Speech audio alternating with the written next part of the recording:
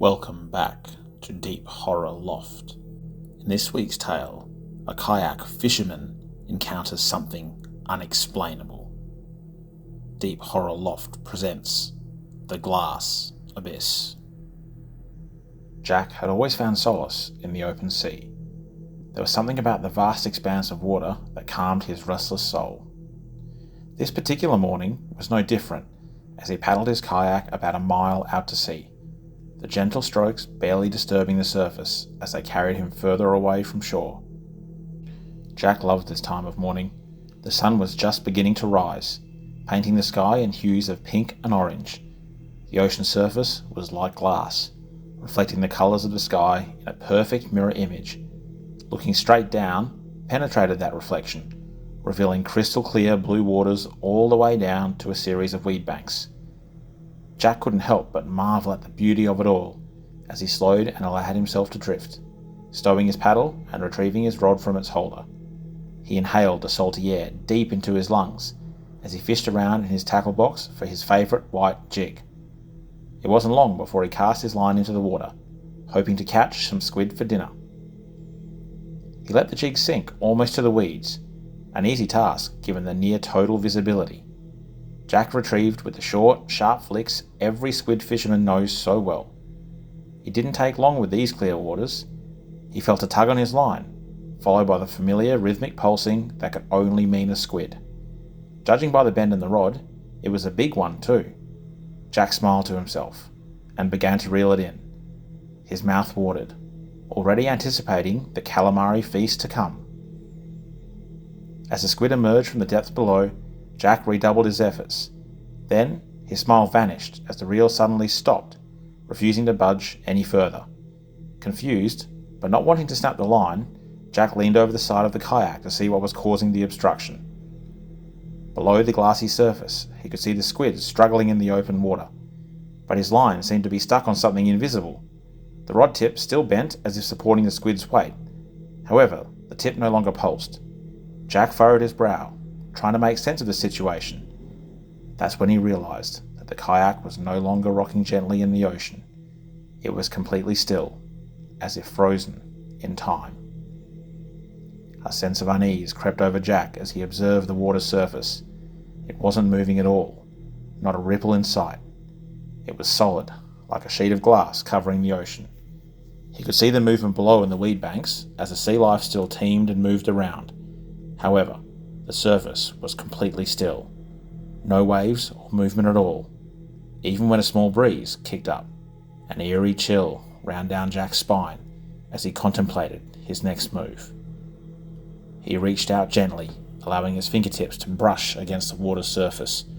To his surprise, it was solid, like glass. He pressed slightly, finding the surface hard and unyielding. He made a split-second decision. Against his better judgment, Jack decided to step off the kayak and onto the glassy surface. He slowly, tentatively, swung a leg over the side of the kayak, placing a bare foot on the cool, clear surface. The other foot followed. Jack hesitated, contemplating whether his next move was worth it. Then, holding his breath, he stood. To his surprise, he found that he could stand on the surface as if it were solid ground. Peering down, he could see the clear ocean beneath him, teeming with life. Excitement bubbled up within him, and he took a few more steps forward, away from the kayak. He became more confident with each step, and soon he was running across a smooth, glassy surface, laughing at the sheer beauty, the sheer absurdity of it all. No one will believe this, Jack thought idly. So he reached for his phone to take photos to show his friends and his girlfriend, Bex. They'll freak when they see this, he thought with glee. As he marvelled at the underwater world beneath his feet, a sudden commotion back at the kayak caught his attention. There was a sharp tug on his rod as the squid on his line was snatched and yanked downwards. The rod tip sprang upright and was still. A knot began to creep into Jack's stomach. A dark, torpedo-shaped mass moved silently forward, just beneath the solid surface. Jack took an involuntary step backwards, seeming to know instinctively what was coming. The mass materialised into the unmistakable form of a great white shark, its massive form gliding effortlessly through the water. The shark swam by him in an arc, its cold black eyes fixed on Jack. His heart was in his mouth. The shark was easily 15 feet long, the undisputed king of these waters. It looped an easy right turn and moved towards him with little effort. Jack backed slowly away, hoping that whatever this strange glassy phenomenon was, it was strong enough to stay between him and the shark.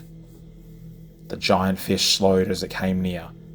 In a bizarre display, the shark attempted to press its nose against the surface, as if trying to get a closer look at the intruder in its domain.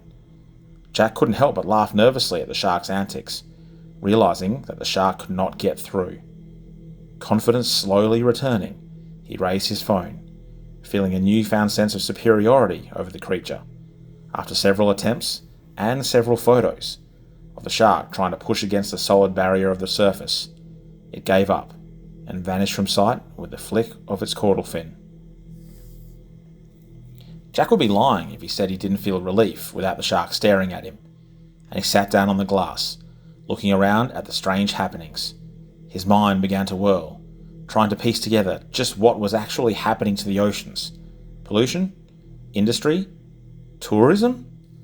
He chuckled at that last one, imagining himself as the first patron of the world's biggest aquarium. However, his amusement was short-lived as a series of sharp thumps echoed from behind him. Jack whirled about, his mind conjuring scenes from 100 shark movies. However, what he saw was not a shark, but almost as disconcerting. A small pod of dolphins were ramming themselves against the surface, their desperate attempts to breach the glass sending shivers down his spine with each sickening thud. He saw their surprisingly expressive eyes bulging as they chattered soundlessly, hitting the surface again and again. They can't breathe. The horrible realization dawned on Jack as he watched the dolphins grow more frantic, their movements becoming erratic as they struggled for oxygen. He felt a strange pang of guilt wash over him, the fact that he was up here while they were stuck down there. The dolphins gave up smashing their sleek bodies against the glass, and with that peculiar intelligence they often exhibit, shot away to sea, swimming in widening zigzags as they fought desperately for a break in their glassy tomb. Soon, they were out of sight. That was it, Jack decided, his sense of wonder and fun long gone. It was time to go. He turned back towards his stranded kayak, a sense of urgency creeping into his movements. But just as he began to make his way back, a low, haunting moan filled the air. Jack's blood ran cold as he looked down, only to see a massive shape hurtling towards him. Before he could react, the colossal black form collided with the glass at his feet, shattering it into a million glittering shards. Jack was thrown into the air, his body tumbling through the chaos. He was able to glimpse a massive, rounded head as the whale breached the surface, snorting a huge lungful of air before crashing down into the depths, leaving behind a cloud of bubbles and blood. It was gone in an instant. As Jack plummeted through the hole caused by the whale, he felt fragments of glass slicing through his skin, leaving a trail of blood in his wake. The water enveloped him, dragging him down into its azure depths. Panic seized him as he struggled to swim, his lungs burning for air. Fortunately, he saw the rising sun and powered towards it. However, his head collided with a thump against the glass surface, sending an involuntary puff of air from his already depleted reserves. Frantically searching for the hole in the shattered glass, Jack's hands fumbled in the darkness. His vision blurred as blood clouded around him, his arms and legs lacerated from the sharp edges of the broken surface. And then, something moved in the pink haze, a shadowy figure emerging from the depths. Through the veil of pain and fear, Jack's eyes widened in horror as he saw the unmistakable form of the great white shark, its sleek body gliding towards him with deadly intent.